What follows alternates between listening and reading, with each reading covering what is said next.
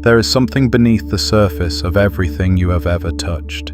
Not metaphorically, not philosophically, literally, physically, verifiably, every object you have ever held in your hands, every wall you have ever pressed your palm against, every floor that has ever supported your weight. Beneath the surface of all of it, at the deepest level that science has ever managed to reach, there is something that should have rewritten every assumption you have ever held about what reality is, what you are, and what is actually possible within the life you are living right now. And here is the thing that no one tells you. It was found. It was measured. It was documented. The equations were written. The experiments were run. The results came back again and again in laboratory after laboratory across decades of rigorous scientific inquiry. The discovery was made. And then something strange happened. The discovery was handed to the world, and the world looked at it, nodded, filed it under a category called quantum mechanics, and then went back to behaving as though none of it were true. That is not an accident. What you are about to hear is not a conspiracy. It is not a suppressed document locked in a government vault. It is not a secret that was deliberately hidden from you by shadowy forces. What was hidden from you is far more interesting than that, and far more unsettling, because it was hidden in plain sight. Hidden beneath the surface of the explanation you were given. Hidden one layer deeper than where most people are ever invited to look. Today, we go beneath that layer, and what you find there will not just change how you think about quantum mechanics. It will change how you think about reality itself, about consciousness, about the nature of the world you are walking through every single day, about what you are at the deepest level. Before all the layers of conditioning and assumption were placed on top of you, you have always sensed there was more beneath the surface. You were right. Something in you has always known that the explanation you were handed was thinner than the reality it was supposed to describe. That feeling is not paranoia. It is not wishful thinking. It is accurate perception.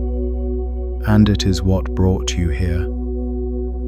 So let us begin where all real excavations begin.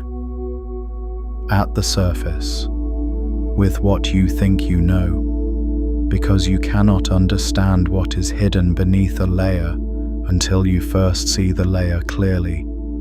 You cannot lift a veil you have not yet recognized as a veil. Here is what most people think they know about quantum mechanics. They know it is the science of very small things, atoms, subatomic particles, the tiny building blocks of matter. They know that at this scale, things behave strangely, that particles can be in two places at once, that they can be entangled with each other across vast distances. That something called the observer effect means that the act of measuring something changes it. They may have heard of Schrödinger's cat, the thought experiment about a cat that is somehow both alive and dead until you look at it. They may have a vague sense that quantum mechanics is deeply weird, and that even the physicists who study it do not fully understand it. This is the surface version. This is what most people carry. And it is not wrong, exactly.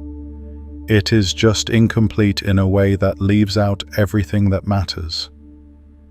Because here is what that surface version does not tell you. It does not tell you what the weirdness actually means. It does not tell you what is implied by the experiments. It does not tell you what quantum mechanics, followed to its logical conclusion, reveals about the nature of reality, not just at the subatomic scale, but at every scale, including the scale of your life, your experience, your consciousness, and your relationship to the world you inhabit. The surface version gives you the strange facts and then stops. It hands you the anomaly and then quietly discourages you from asking what the anomaly means. And what it means is everything. Let us go one layer deeper. In the early 20th century, something happened in physics that was genuinely unprecedented. Scientists attempting to understand the behavior of light and matter at the smallest scales began encountering results that simply did not fit. The laws that had governed physics for centuries, the elegant, clockwork mechanics of Newton, the wave equations of Maxwell, these laws broke down completely at the quantum scale. Not slightly, not in edge cases. They broke down fundamentally, in ways that demanded an entirely new framework for understanding what reality was made of. What emerged from that crisis was quantum mechanics, and the framework it offered was so strange, so philosophically disruptive, that the physicists who developed it spent years arguing about what it actually meant. Not arguing about the math. The math worked. The equations of quantum mechanics are among the most precisely verified in all of science. They argued about the interpretation, about what the math was telling them about the nature of reality. And this is where the first veil was placed, because in the midst of that argument, a practical decision was made. A decision that shaped how quantum mechanics would be taught, communicated, and understood for the next 100 years. The decision was this: stop asking what it means, and just use it to make predictions. This approach has a name. It is sometimes called the Copenhagen interpretation, sometimes summarized with the phrase, "shut up and calculate." Its essential instruction was this: the equations of quantum mechanics give you probabilities. Use those probabilities to make predictions. Do not ask what is happening at the quantum level between measurements. Do not ask what the wave function really is. Do not ask whether the particle has a definite position when no one is looking. Just do the math and get the answer. And for practical purposes, for the purposes of building transistors and lasers and MRI machines, this approach worked brilliantly. Quantum mechanics became the most successful scientific theory in history in terms of its predictive power. It underpins essentially all of modern technology. The device you are watching this on exists because of quantum mechanics, but something was lost in that pragmatic retreat from meaning. The question that was set aside, what does this actually mean about the nature of reality, did not disappear. It went underground. It continued to disturb the physicists who could not stop thinking about it. It continued to surface in the work of the deepest thinkers in the field, and it remains, to this day, one of the most profound and unresolved questions in all of human inquiry. What quantum mechanics actually means about the nature of reality. That is the layer we are going to now.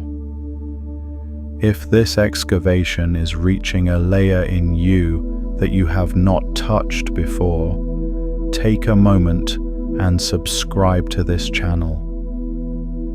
The next layer is already waiting for you. Here is what the experiments actually found, not the popularized version. The actual findings follow to their actual implications. The first finding is this: before you measure a quantum particle, before any interaction occurs that would register its properties, the particle does not have definite properties. It is not that you do not know where it is. It is not that it has a definite position that you have simply failed to determine. It genuinely does not have a definite position. It exists in what the mathematics describes as a superposition of all its possible states simultaneously. It is, in a precise and literal sense, everywhere it could be at once, with different probabilities assigned to different locations.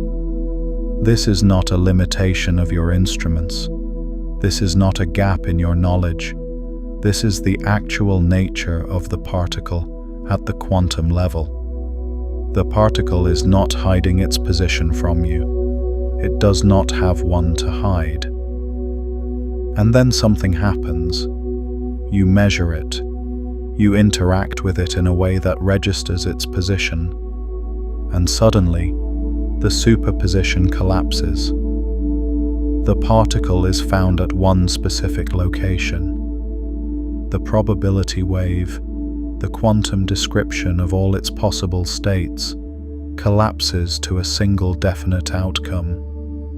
This process is called wave function collapse, and the question of what causes it, what the collapse actually is, what is happening during that transition from superposition to definite state, is the question that has never been satisfactorily answered within the conventional framework.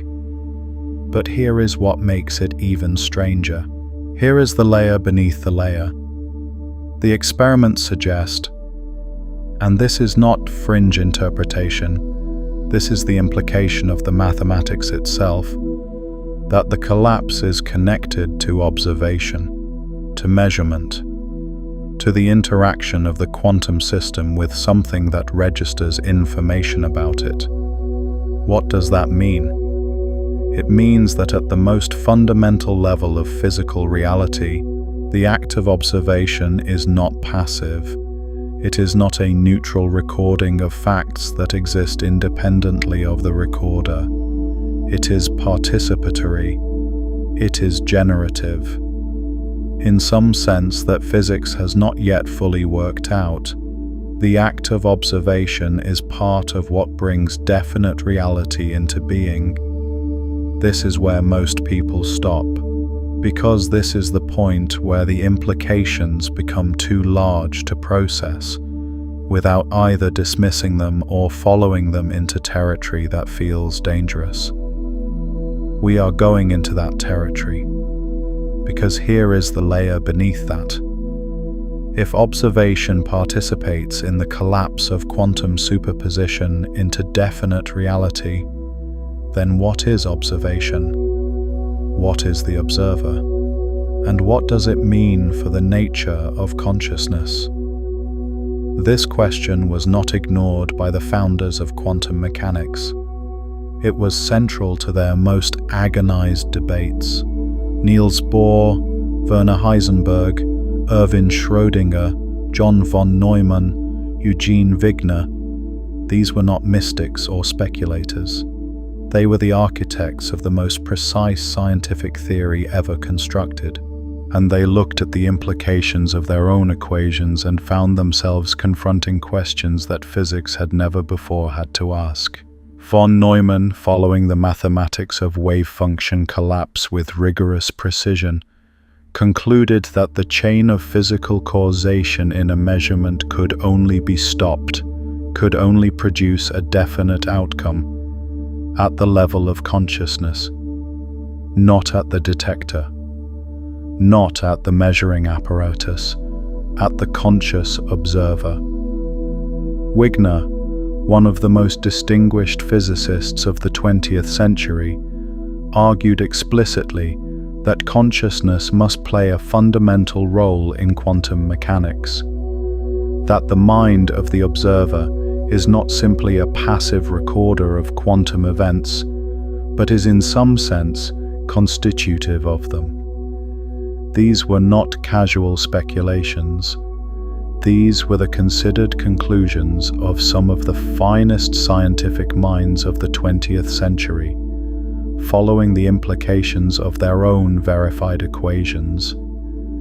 And then the veil was placed, not deliberately, not through conspiracy, through something more subtle and more pervasive, through the collective decision of a scientific culture that had been shaped by centuries of materialism, the assumption that matter is primary, that consciousness is a byproduct of matter, that mind is what brains do and nothing more, to treat these implications as philosophically interesting but scientifically irrelevant, to file them under interpretation, to teach the equations without teaching what the equations implied.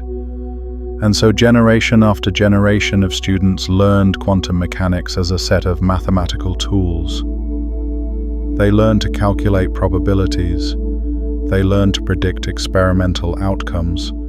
They learned to build devices that exploited quantum effects with extraordinary precision. And they were quietly, systematically discouraged from asking what it all meant.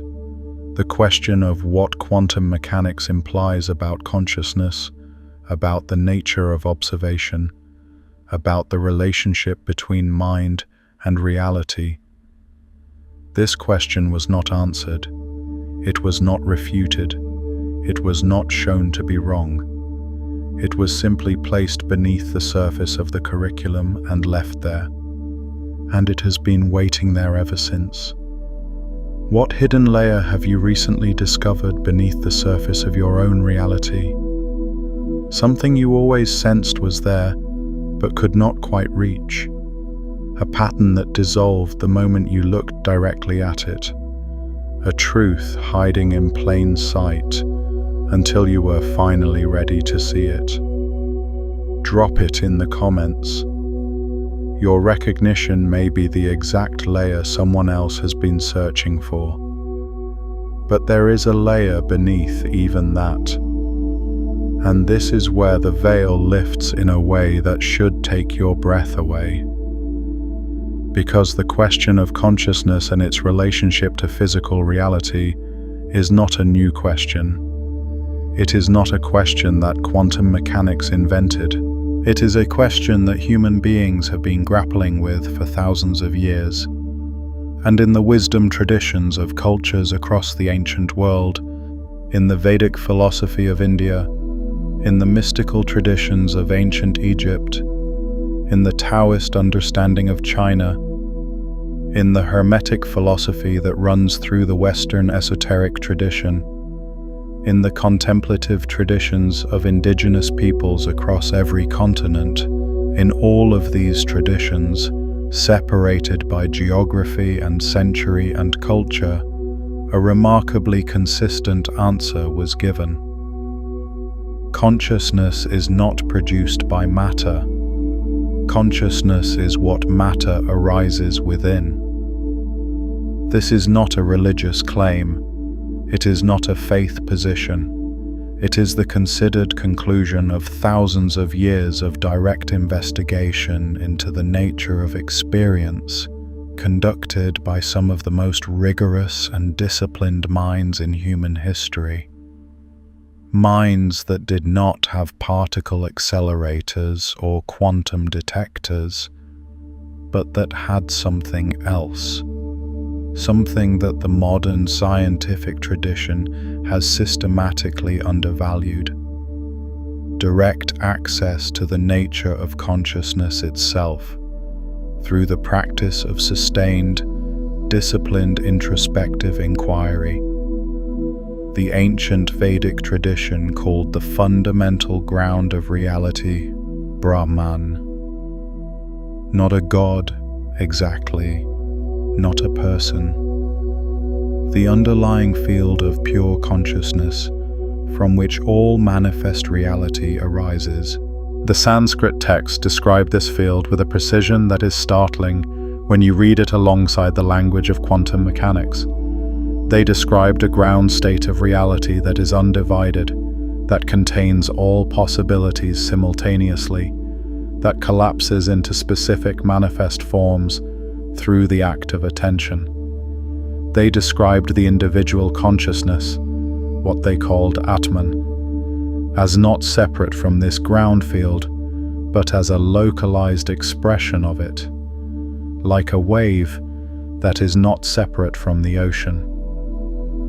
The Hermetic tradition, crystallized in the ancient text known as the Kybalion, offered a principle that has echoed through Western esoteric philosophy for millennia. The all is mind. The universe is mental, not in the sense that it is imaginary, in the sense that consciousness is the substrate of which reality is composed, the medium in which physical existence is embedded, the field that matter arises within, rather than the product that matter produces. The Taoist tradition spoke of the Tao, the underlying principle of reality that cannot be named or fully conceptualized, but that is the source from which all things emerge and to which all things return. A field of pure potentiality that gives rise to the 10,000 things through a process of differentiation that bears a striking resemblance to what quantum mechanics describes as the collapse of the wave function into specific states. The ancient Egyptians encoded their understanding of consciousness and reality in the concept of the Akashic field, the primordial substance from which all physical reality was formed, a kind of cosmic memory or information field that underlies and generates the manifest world. This concept was so persistent, so deeply embedded in the ancient understanding of reality, that it survived in various forms through Platonic philosophy, through Neoplatonism, through Sufi mysticism, and into the modern era, where the physicist Erwin Laszlo gave it a new name, the Akashic field, and proposed it as a way of understanding what quantum mechanics was pointing toward. What is astonishing when you lay these ancient maps of hidden reality alongside the findings of quantum mechanics is not the differences, it is the convergences, the places where traditions separated by thousands of miles and thousands of years arrived at descriptions of reality that rhyme almost perfectly with what the equations of quantum mechanics are pointing toward. Both are saying that what appears solid and definite at the surface is not the fundamental nature of reality. Both are saying that beneath the surface of material existence, there is a field of pure potentiality, undifferentiated and containing all possibilities. Both are saying that consciousness is not a late arrival in a universe that existed without it, but is somehow fundamental to the structure of reality itself. Both are saying that what you experience as the solid, fixed material world is, at a deeper level, a process rather than a thing, a dynamic, participatory unfolding rather than a static collection of objects. The ancients mapped this hidden layer without instruments, without particle accelerators, without the mathematics of Hilbert spaces and wave functions. They mapped it through the most direct investigation available to them, the investigation of consciousness itself from the inside. And then, quantum mechanics found the same territory from the outside, using the tools of experimental science. Two paths, separated by millennia, arriving at the same hidden layer of reality. This is not coincidence. This is the shape of what is actually there. If what is converging here, the quantum findings and the ancient maps arriving at the same hidden territory, resonates with something you have always sensed was there, but could not fully access on your own, I mapped the complete excavation in Beneath the Veil, a quantum map of reality's hidden layers. It takes you through all 5 layers from the consensus surface down to the original frequency, with a practice at every depth designed to shift your perception permanently. You will find it in the description below. Now let us go deeper still, because there is a specific quantum experiment that, when you understand what it actually demonstrates, makes it impossible to go on treating the surface version of reality as the whole truth. This experiment is not obscure. It is one of the most famous experiments in physics. But what it actually shows is almost never communicated clearly. The surface explanation is given, and then the veil is quietly placed back over what lies beneath it. The experiment is called the double slit experiment. Here is the surface version you may have heard. When you fire particles, electrons, photons, even larger particles like atoms and molecules, through 2 slits in a barrier, something strange happens.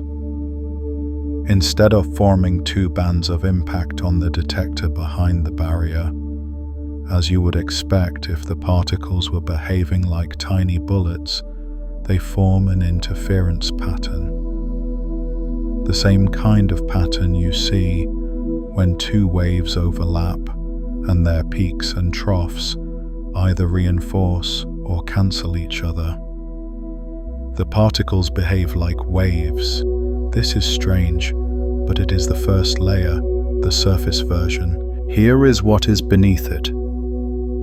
When you set up a detector to determine which slit each particle actually passes through, when you try to observe the path of the particle, the interference pattern disappears. The particles stop behaving like waves and start behaving like particles. They form 2 bands, exactly as you would expect if they were tiny bullets going through one slit or the other. The act of observation changes the behavior of the particle, not the act of physically interfering with it, not the act of shining a light on it that might knock it off course, the act of simply registering which path it took. The presence of information about the particle's path is enough to eliminate the wave behavior and produce particle behavior. This is the layer that should have changed everything, because what it means is this: the particle, when unobserved, is not secretly traveling one path or the other. It is genuinely traveling both paths simultaneously, as a wave of probability. Its behavior, its actual physical behavior, is different depending on whether information about its path exists, not depending on whether you personally know which path it took, depending on whether that information exists anywhere in the universe. And here is the layer beneath that, the one that is almost never discussed. The experiment has been run in a version called the delayed choice experiment, designed by the physicist John Wheeler. In Wheeler's version, the choice of whether to observe which path the particle took is made after the particle has already passed through the slits. After it has already done whatever it was going to do at the slits, the decision is made about whether to look for which path information or to look for the interference pattern. And the result is this: the particle's behavior at the slits, whether it behaved as a wave or as a particle, is determined by the choice made after it had already passed through them. The decision made in the present appears to influence what happened in the past. John Wheeler himself described this as the participatory universe. His conclusion, drawn from decades of engagement with the deepest implications of quantum mechanics, was that the universe is not a machine that runs independently of observers. It is a participatory reality that in some sense requires observation to bring it into definite existence.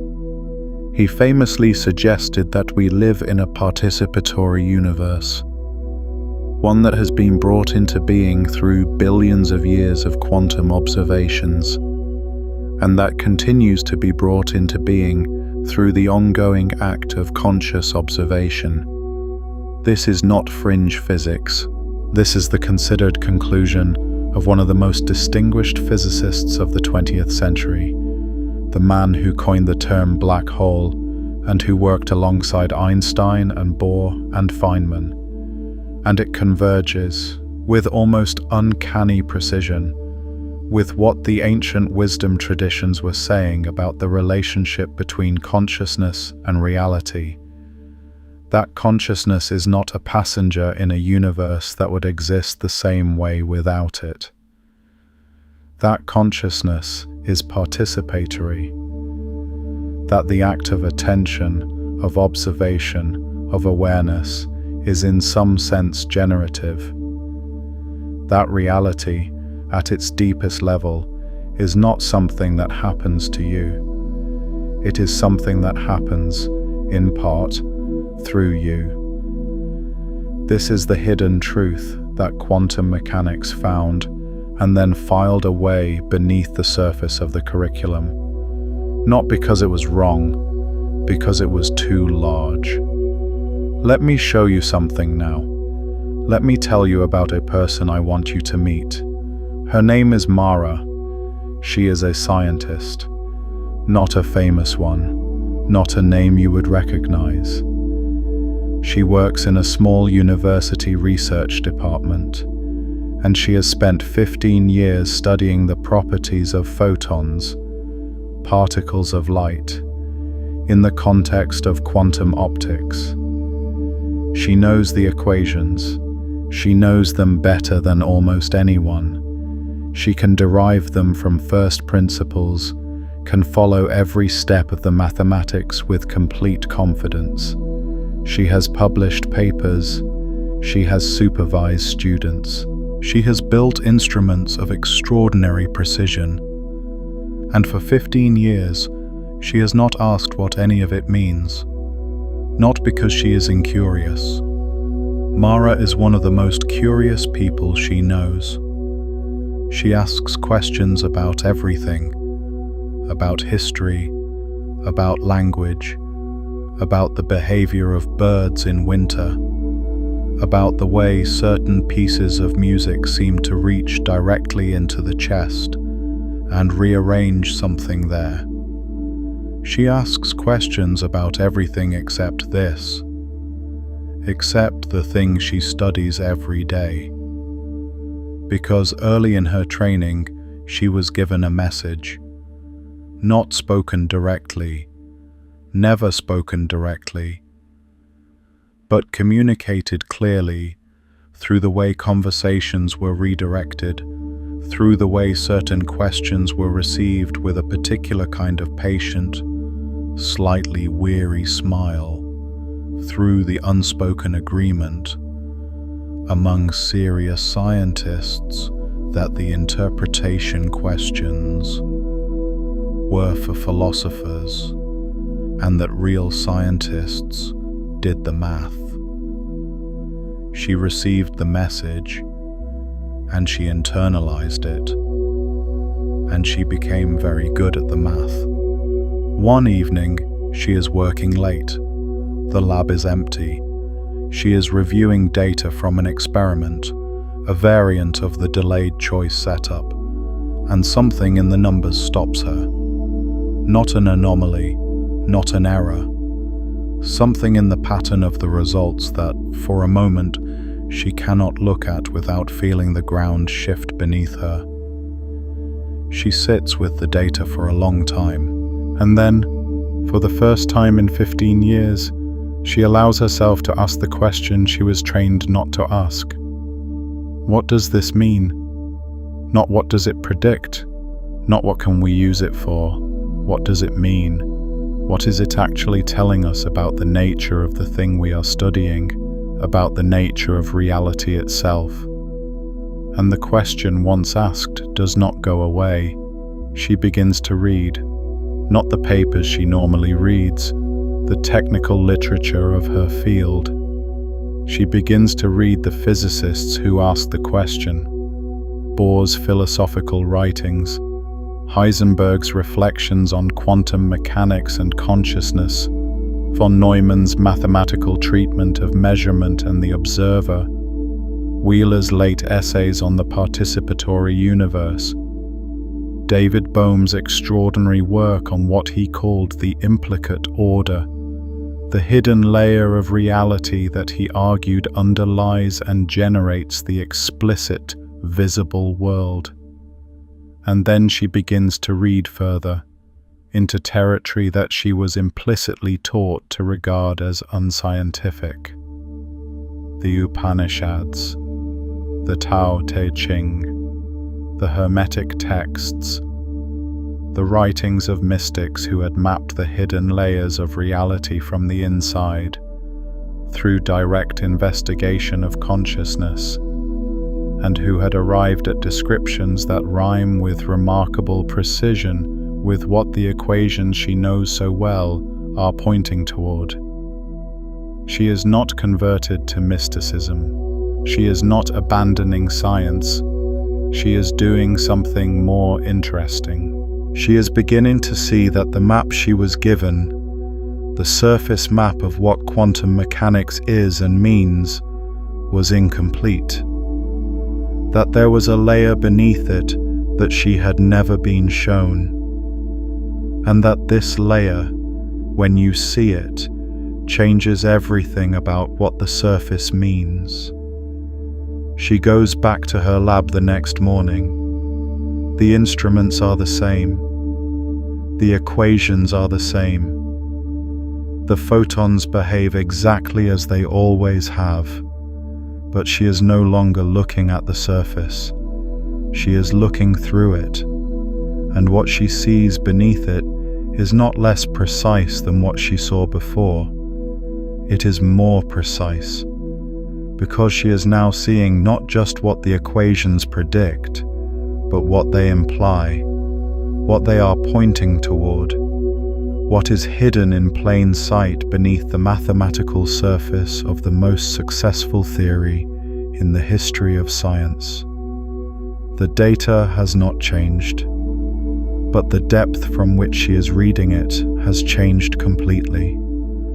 And that, she realizes, is the most important experiment she has ever run. Now let me show you the layer beneath the parable. Because what happened to Mara is not just a story about a scientist. It is a description of what happens to anyone who is willing to look beneath the surface of what they have been given. And it points towards something that the ancient traditions understood, and that quantum mechanics is now confirming from a completely different direction. The layer you are looking from determines what you see. This is not a metaphor. This is a description of something that operates at the most fundamental level of physical reality.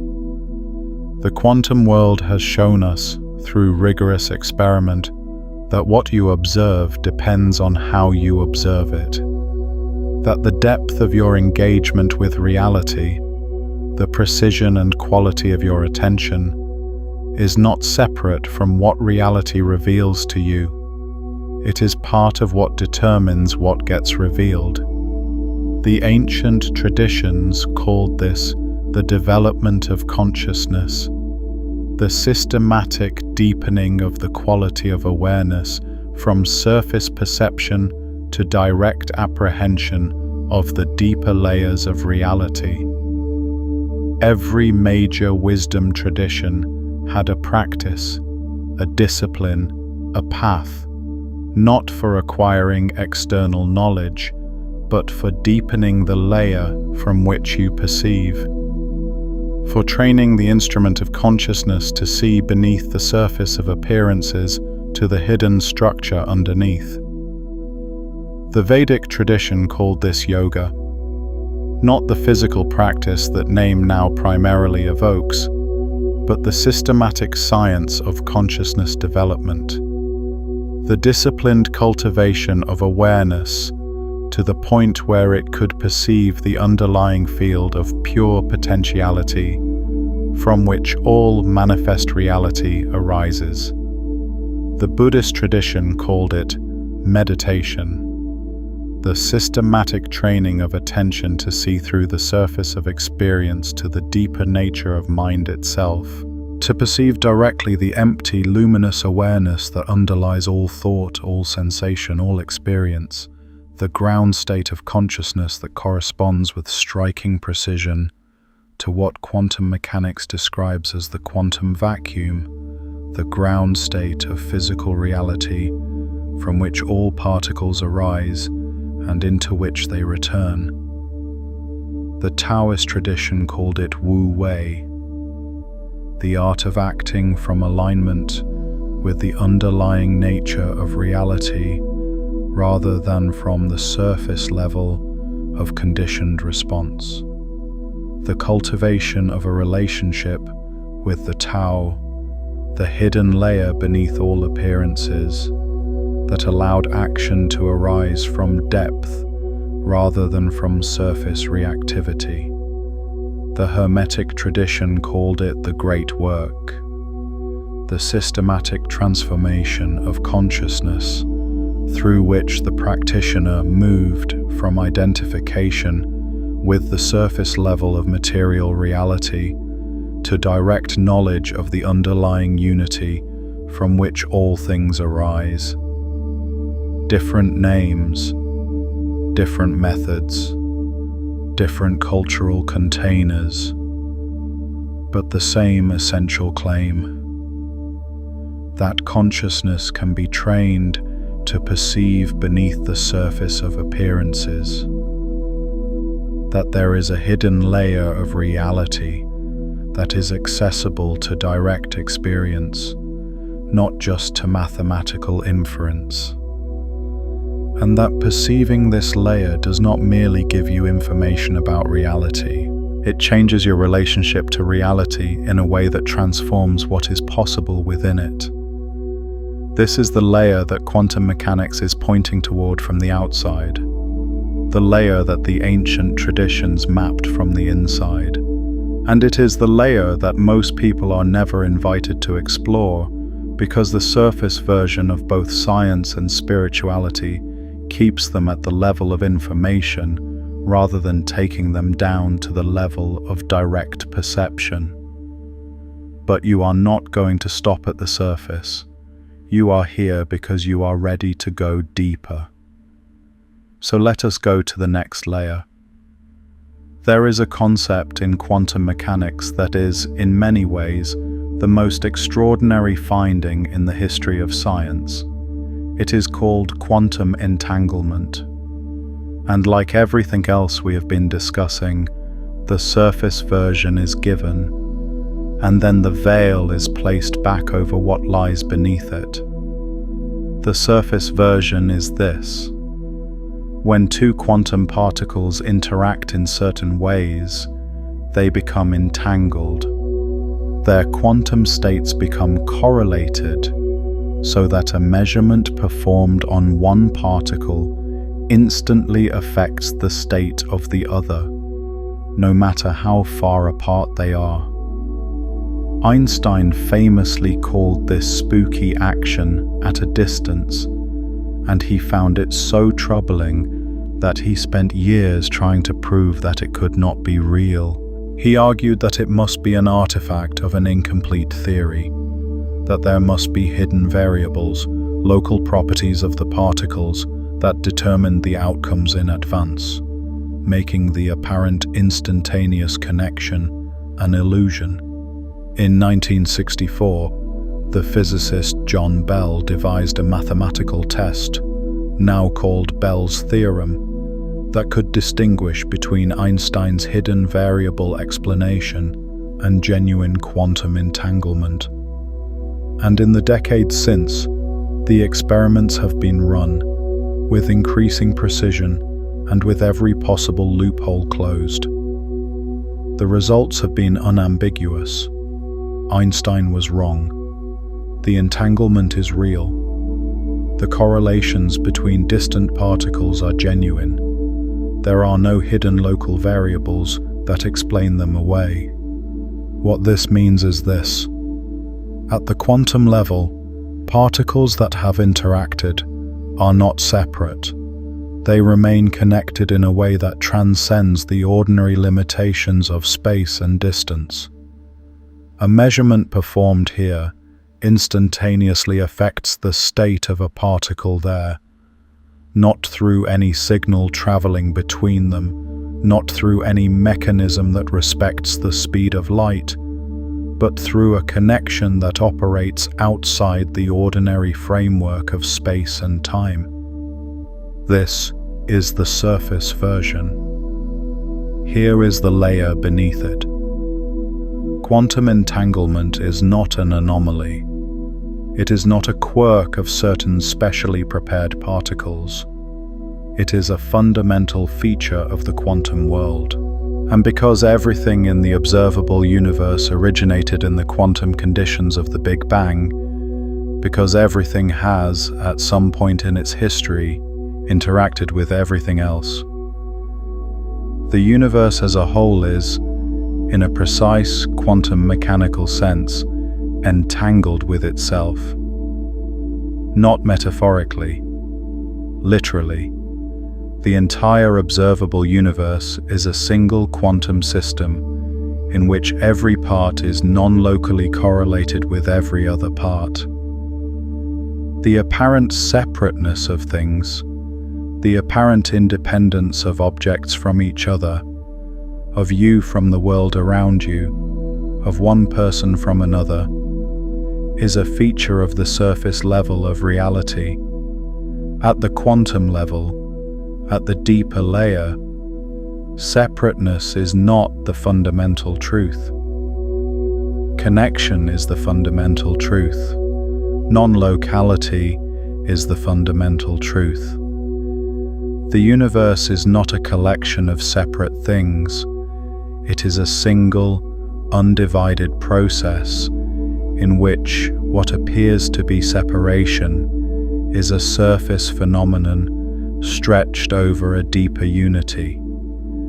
David Bohm called this the implicate order, the hidden layer of reality in which everything is enfolded together, in which the apparent separateness of the explicate order, the visible world of distinct objects and events, is a kind of surface unfolding of a deeper level where everything is implicitly connected. He described the universe as a holographic reality in which every part contains information about the whole, in which the connection between things is not an occasional, special case, but the fundamental nature of what reality is.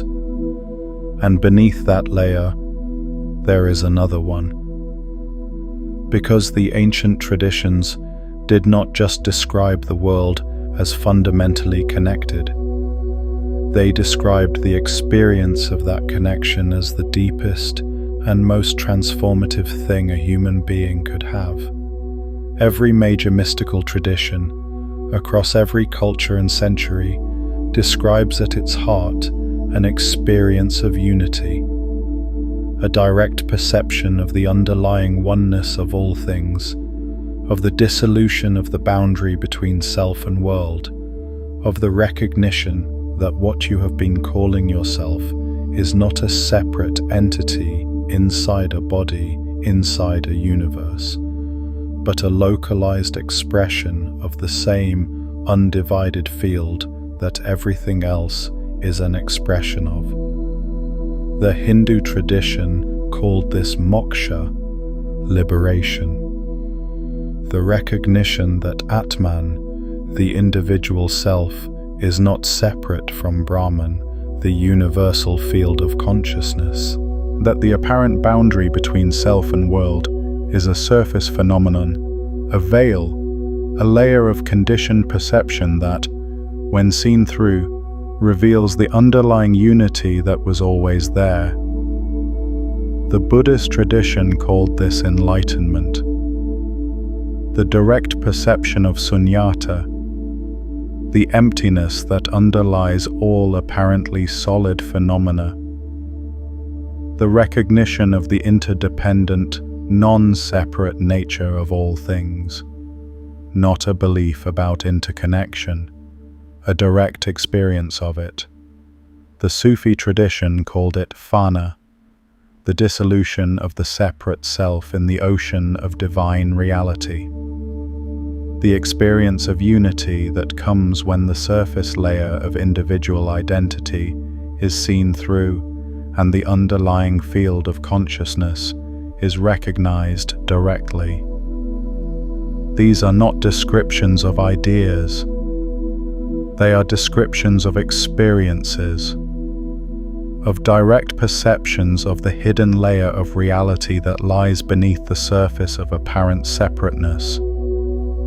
And what they describe, a fundamental unity underlying apparent multiplicity, a connection that transcends the ordinary limitations of space and time, a field of consciousness that is the ground of all individual experience, corresponds with a precision that is genuinely astonishing to what quantum mechanics has found at the deepest measurable layer of physical reality.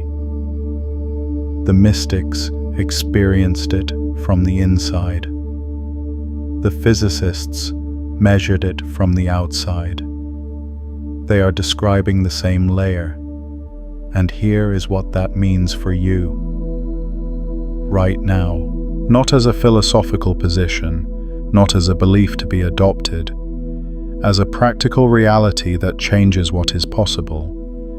If the fundamental nature of reality is not separation, but connection, if the apparent boundaries between things are surface phenomena stretched over a deeper unity, then your experience of being a separate self, isolated inside a body, navigating a world of other separate things, is not the deepest truth about what you are.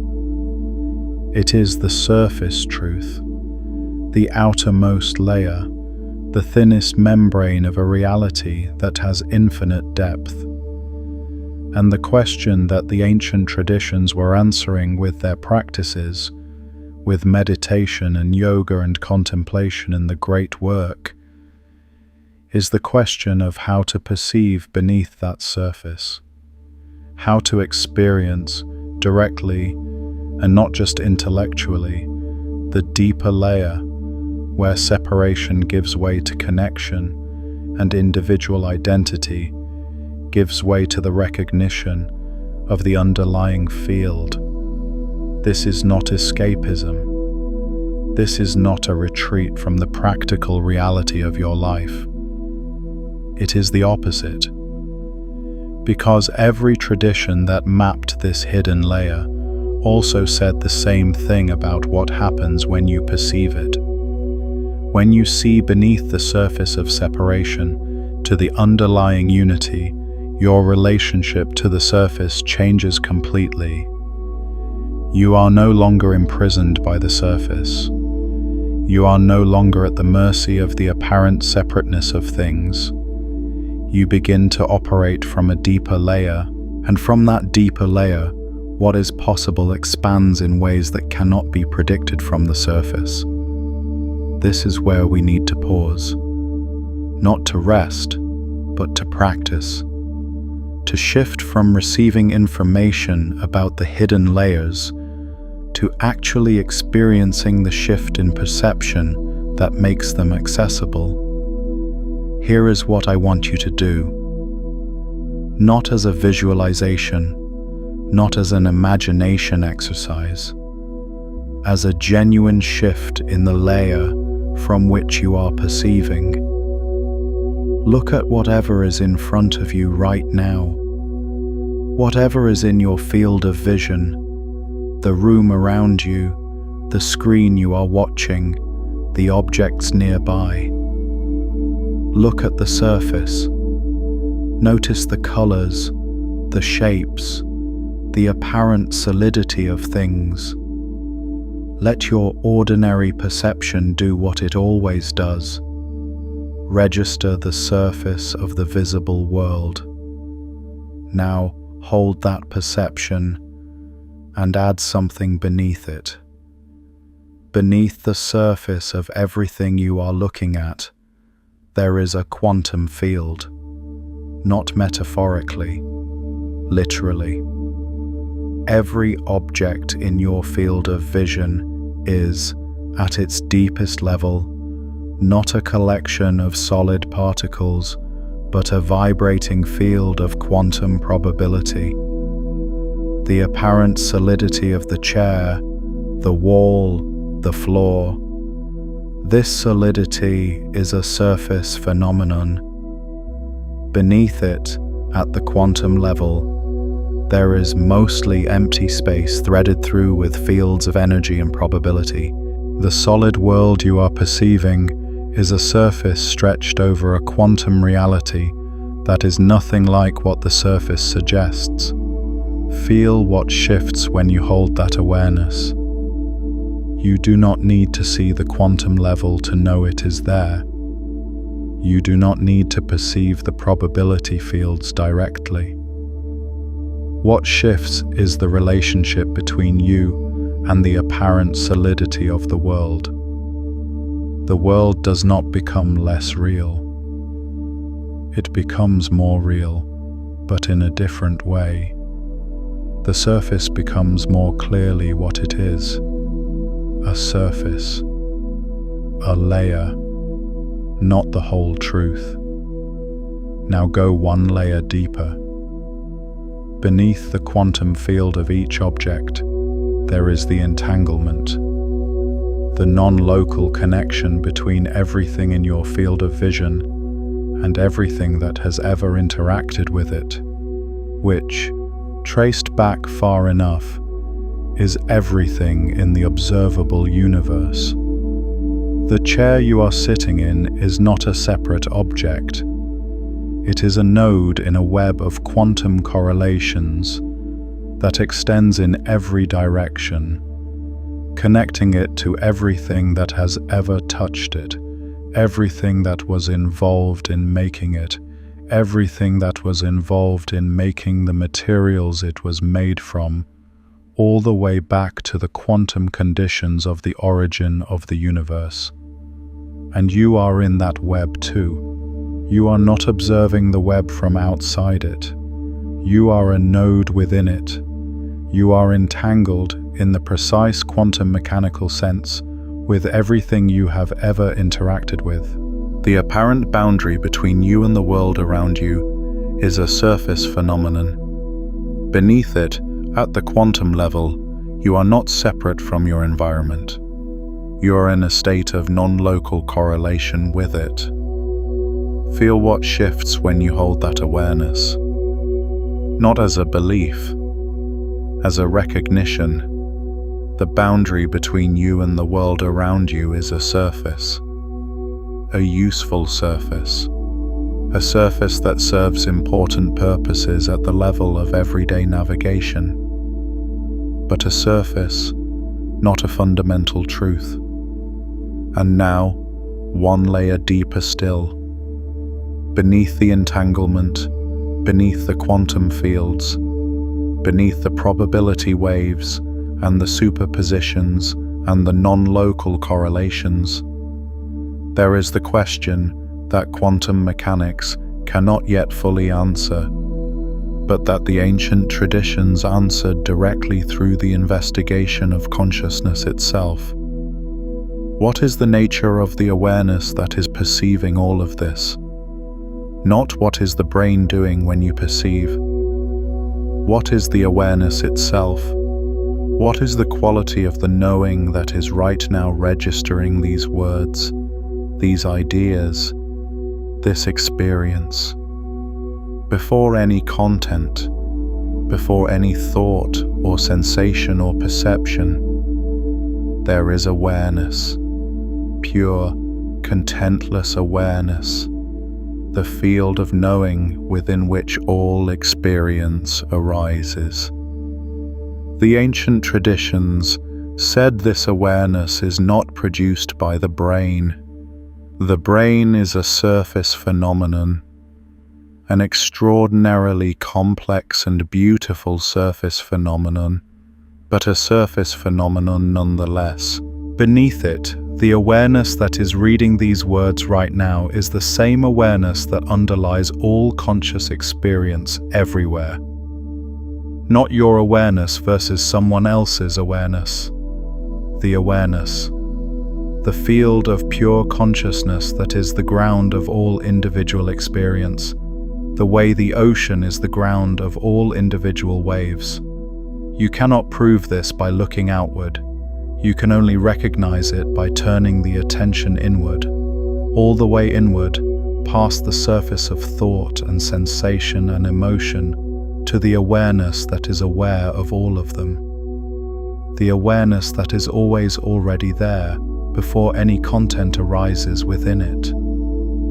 This is the deepest layer, the one that quantum mechanics is pointing toward from the outside, and that the ancient traditions mapped from the inside.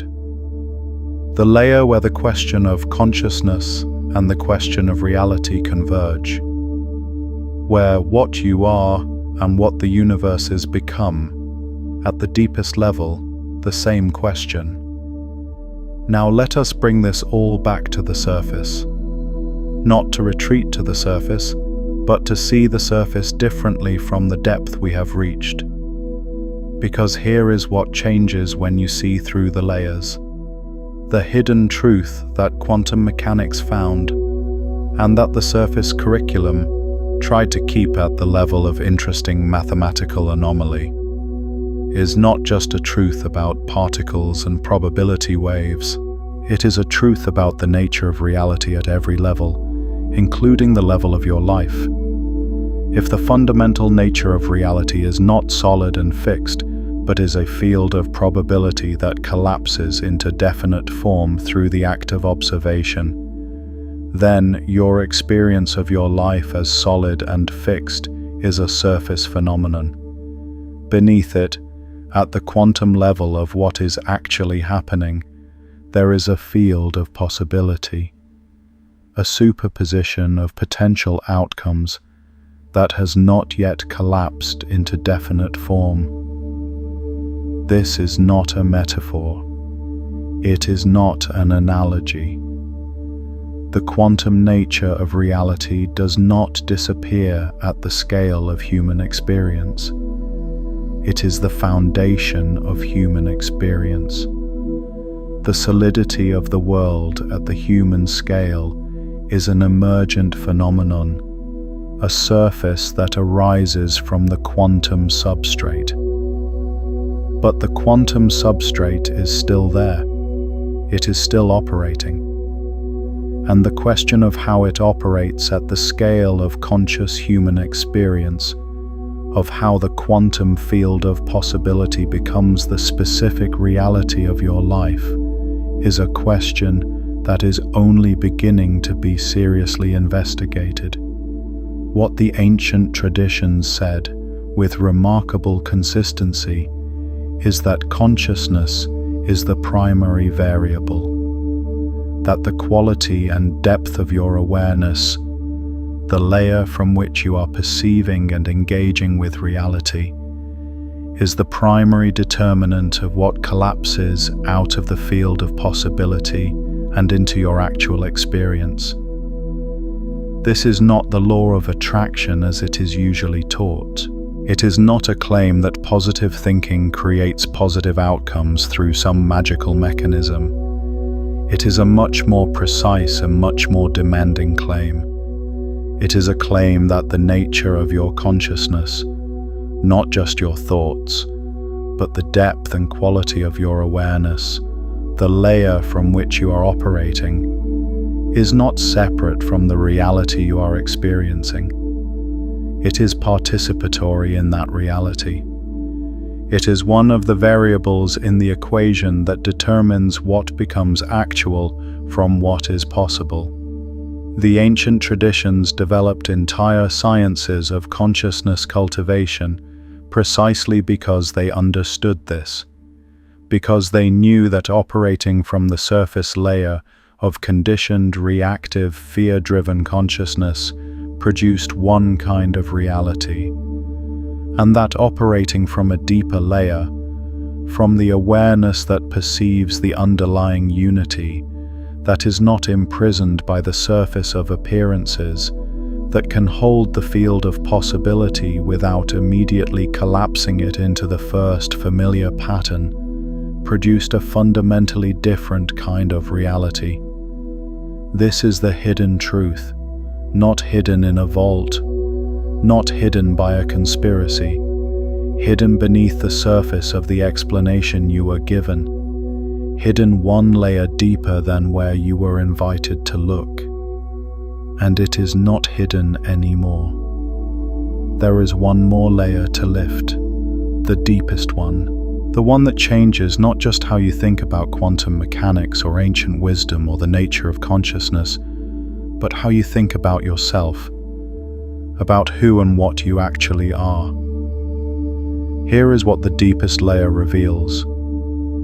You are not a separate self that is encountering a world. You are not a consciousness trapped inside a body, navigating an external reality that exists independently of you.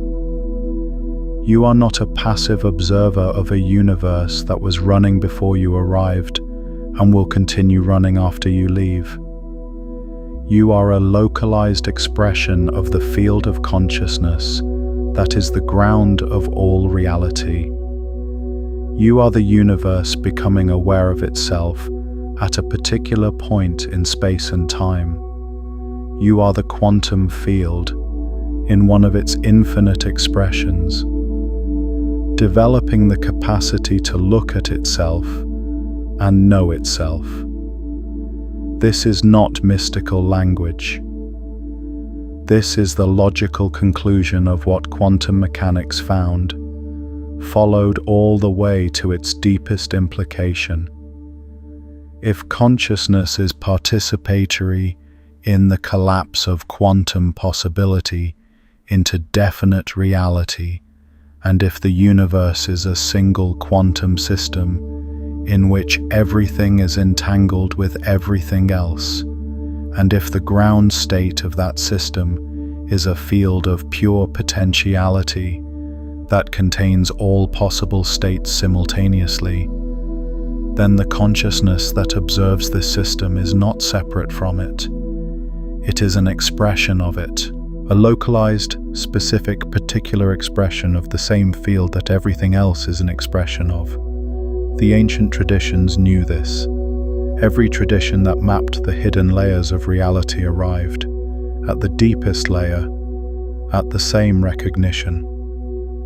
The individual self, what you experience as you, as the one reading these words, as the consciousness having this experience, is not a separate entity that happens to be embedded in a universe. It is a localized expression of the consciousness that is the universe. The wave that thinks it is separate from the ocean until it looks beneath its own surface and recognizes what it is made of. And this recognition, this direct perception of the deepest layer, is not the end of the individual. It is not the dissolution of the self into undifferentiated nothingness. It is the recognition of what the self actually is, beneath the surface layer of conditioned identity. It is the experience of being simultaneously a specific, particular, individual expression and the infinite field that the individual expression arises within. The Zen tradition speaks of this as the recognition that you are already what you are seeking, that the awareness you are cultivating through practice is not something you are building toward, but something you are uncovering. The deepest layer is not further away than the surface. It is more immediate than the surface. It is what the surface is a layer on top of. The Vedantic tradition speaks of this as the recognition that Atman is Brahman, that the individual consciousness, when seen clearly, is not separate from the universal consciousness, that the boundary between self and everything else is a surface phenomenon, a useful, beautiful, functional surface phenomenon, but a surface nonetheless. And quantum mechanics, arriving at this territory from the direction of experiment and mathematics, points toward the same recognition, that the observer and the observed are not fundamentally separate, that the boundary between the measuring apparatus and the quantum system being measured cannot be drawn with precision, that consciousness and reality are not two things in relationship, but two aspects of one thing seen from different angles. This is the hidden truth, the one that was always beneath everything, the one that the surface curriculum of both science and conventional wisdom kept you from reaching, not through malice, but through the limitations of the layer from which it was operating. And now you have reached it, not as a belief, not as a position to be adopted, as a recognition, as a direct apprehension of the layer that was always there, beneath everything you have ever experienced, waiting for your awareness to look deep enough to find it. Now let me ask you something, and I want you to sit with this question, not answer it quickly, not give it the first answer that comes to the surface, but let it settle down through the layers until it finds the answer that is true at the deepest level you have reached today. What changes for you when you see from this depth?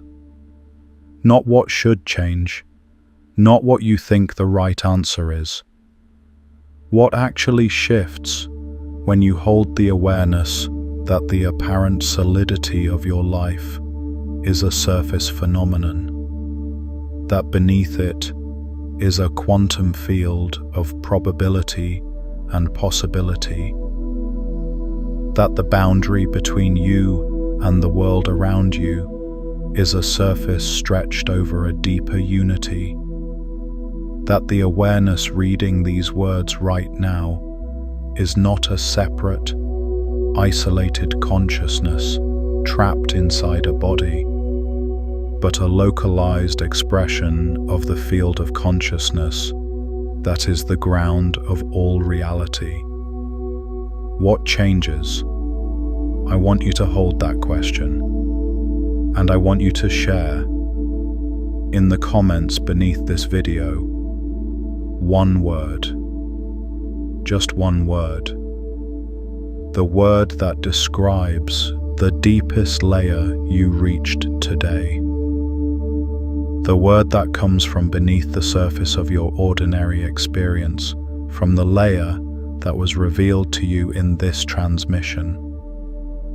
One word, drop it in the comments, and when you read the words that others have dropped there, notice what happens. Notice whether you can see, in their words, the same hidden layer that you reached in your own. Notice the recognition that arises when one expression of the field encounters another and sees itself there. That recognition is not an accident, it is the entanglement, the non-local connection, the deeper layer showing itself through the surface of individual experience. Now, let us integrate what has been revealed. There are layers to everything you have ever been told about reality. The surface version is not wrong. It is just incomplete. It is the thinnest, outermost layer of something with infinite depth. And the depth does not contradict the surface. It explains it. It gives it context. It reveals what the surface is a surface of. Quantum mechanics found, through rigorous experiment and precise mathematics, that the fundamental nature of physical reality is not solid and fixed, but is a field of probability and potentiality. That the act of observation participates in the collapse of that field into definite form. That particles that have interacted remain non-locally connected across any distance. That the apparent separateness of things is a surface phenomenon stretched over a deeper quantum unity. That the boundary between observer and observed cannot be precisely drawn. These findings, followed to their deepest implications, point toward a view of reality that is not mechanical but participatory. Not a collection of separate things interacting by contact, but a single undivided process in which consciousness is not an accidental byproduct, but a fundamental feature. The ancient wisdom traditions, investigating the same territory from the inside through the direct exploration of consciousness, mapped the same hidden layers. They described a ground state of reality that is pure potentiality, containing all possibilities simultaneously. They described individual consciousness as a localized expression of a universal field. They described the apparent separateness of things as a surface phenomenon. They described the development of consciousness, the deepening of the layer from which one perceives, as the primary path to truth and to freedom. Two paths, one hidden layer, the same territory, mapped from two different directions. And the integration of these two maps, the scientific map drawn from the outside and the wisdom map drawn from the inside, gives us something that neither map gives alone. It gives us a way of understanding the hidden layer that is both precise enough to satisfy the scientific mind and experientially accessible enough to actually be lived. A way of knowing the deeper nature of reality that is not just intellectually satisfying, but practically transformative. Because the deepest truth that both quantum mechanics and the ancient traditions are pointing toward is not just a truth about the nature of matter. It is a truth about the nature of consciousness. And consciousness is what you are, not what you have, not what you produce, what you are. And when you know what you are, when you see beneath the surface layer of conditioned identity to the deeper layer of what consciousness actually is, everything changes. Not because you acquire new powers, not because the laws of physics are suspended for you, but because you are no longer operating from the surface. You are operating from a deeper layer. And from a deeper layer, what is possible is different. What you notice is different. What you can respond to, rather than react to, is different. The field of possibility that is always present at the quantum level of your experience becomes more accessible, because you are no longer collapsed into a single fixed interpretation of what is real. This is the practical truth at the heart of the hidden layer, not a metaphysical abstraction, a practical reality. The depth from which you operate determines what you can access, and the depth from which you operate is a function of the layer from which you are perceiving. You came here at the surface level of what you thought you knew. You have gone through several layers. You have seen the quantum mechanics beneath the surface of solid matter. You have seen the ancient wisdom beneath the quantum mechanics. You have seen the implications of entanglement and non-locality for the nature of separateness. You have seen the deepest layer, the recognition of consciousness as the ground of all reality, and of the individual self as a localized expression of that ground. You are not the same person who started this transmission, not because you have acquired new information, because you have shifted the layer from which you are perceiving. And that shift, the shift in the depth of perception, is not a temporary state that will fade when this video ends. It is a recognition, and recognition, once made, does not unmake itself. What has been revealed cannot be re-hidden. You can try to go back to the surface. You can try to look at the solid world and see only solidity.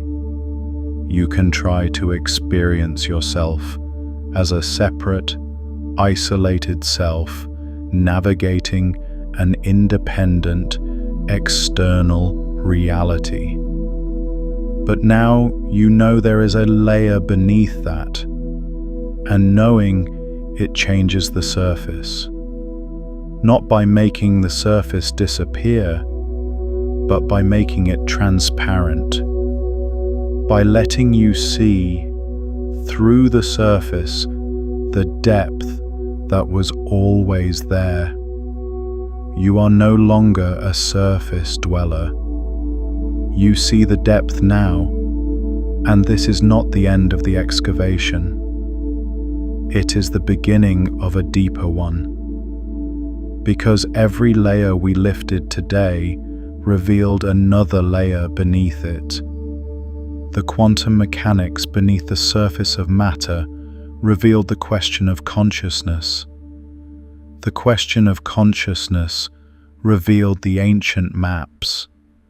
The ancient maps revealed the experiential territory. The experiential territory revealed the deepest layer, the recognition of what you actually are. And beneath that layer, there are more layers still. This is the nature of reality. Infinite depth, infinite layers, each one more real, more fundamental, more transformative than the one above it. Each one revealing not just more truth, but a more powerful version of you. Not powerful in the sense of domination or control, but powerful in the sense of depth, of operating from a level of reality that is closer to the source, of being less at the mercy of the surface and more in contact with the underlying field from which the surface arises. The veil is thinner than you think, and now you can see through it. You are here because something in you knew there was more beneath the surface. That feeling was not wishful thinking. It was not paranoia. It was not the product of a mind that could not accept the mundane reality of things as they appear. It was accurate perception. It was the deepest part of you, the part that operates at the level of the quantum field, the part that is always already in contact with the underlying unity, reaching toward the surface and saying, "Look deeper." There is more here than you have been shown. You looked deeper. You saw what was there. Welcome to what was always beneath everything. The quantum field is not somewhere else. It is not accessible only to physicists with expensive equipment or to mystics who have spent decades in meditation. It is the ground of every moment of your experience. It is what your experience is arising within right now as these words land in your awareness. The hidden layer is not hidden from you. It is hidden beneath the layer you were looking at. And now that you know it is there, you can look from it rather than at it. This is the shift, not from ignorance to knowledge, from surface to depth, from the outermost layer to a layer closer to the core, from the thinnest membrane of reality to the field that the membrane is stretched over. And from this depth, everything looks different, not distorted, not less clear, more clear, because you are seeing not just the surface, but what the surface is a surface of. You are seeing not just the wave, but the ocean, not just the particle, but the field, not just the individual self, but the consciousness that the individual self is an expression of. This is what quantum mechanics found beneath the surface of matter. This is what the ancient traditions mapped through the investigation of consciousness. This is the hidden truth that was never hidden from you. It was hidden beneath the layer you were looking at, and now you are looking beneath it. The excavation continues. There are more layers. There are always more layers, each one revealing what the previous one was concealing, each one showing you that what you thought was the foundation is actually just another surface. Each one taking you closer to the core that has no surface, the pure, undivided, infinite awareness that is the ground of all reality and the deepest nature of what you are. We will go there together, layer by layer, veil by veil, depth by depth. Because this is what quantum veil is. Not a collection of interesting ideas about physics and spirituality, not a source of information to be consumed and filed away. A systematic excavation into the hidden layers of reality. A guided descent through the veils, one by one, until you reach the layer that was always there. The one that was hidden not by anyone or anything, but by the simple fact that no one had ever taken you deep enough to see it. You have taken the first steps of that descent today. The veil is lifting, and what is beneath it has always been waiting for you. If what was revealed today resonated at a layer deeper than thought, if something in you recognized it rather than merely understood it, then this community is where you belong. Subscribe so that the next layer is waiting for you when you are ready. Share this transmission with someone who you know is ready to look beneath the surface. Someone who has that feeling, the accurate feeling, that there is more beneath the surface of what they have been given. When you share this with them, you are not simply passing along a video.